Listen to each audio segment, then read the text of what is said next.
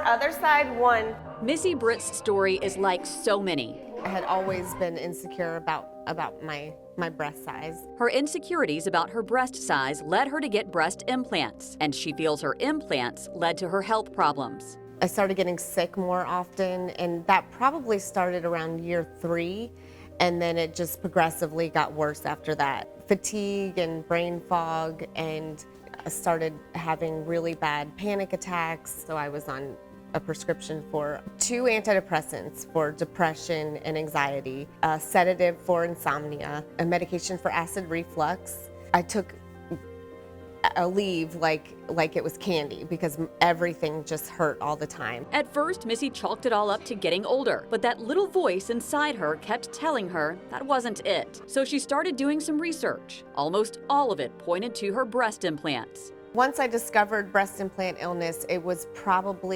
I probably had my breast explant surgery within 4 months.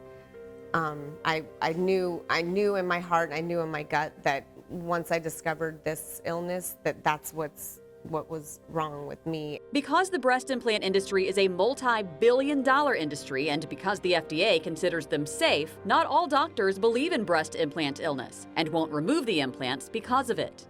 Something was really, really wrong, and I knew it, but every doctor I went to would just give me a prescription for that ailment. But Dr. James Kohler really started listening as more and more women began asking him to remove their breast implants because they felt like those implants could be the key to their unexplained illnesses that just kept being pushed aside. There are studies that indicate that there can be an increased incidence in potential autoimmune diseases such as Sjogren's, lupus, rheumatoid arthritis, things like that. He says he's keeping up with his explant patients and finds that symptom onset varies. We're seeing people that present many, many years after implants, and then we do see some people that within 6 months they're noticing symptoms.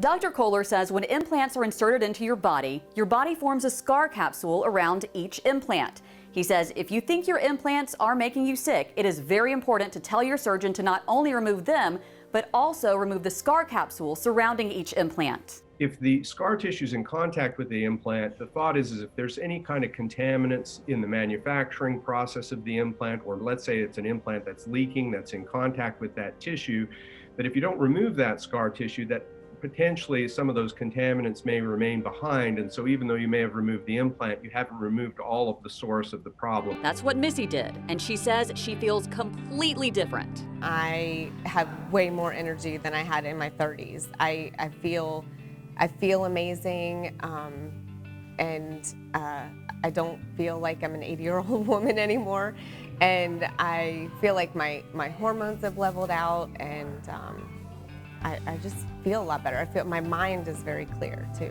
So soft knees. She says now she just wishes she wouldn't have put her body through the stress of implantation. If my doctor told me the risks that I was facing, I would not have gotten implants. I wish, looking back, that I was just happy and confident with my body and with myself. Go. Today, she is. And she's trying to give other women the information she now knows that she wishes she had known then, and the confidence to love your body. All right, good job, everybody.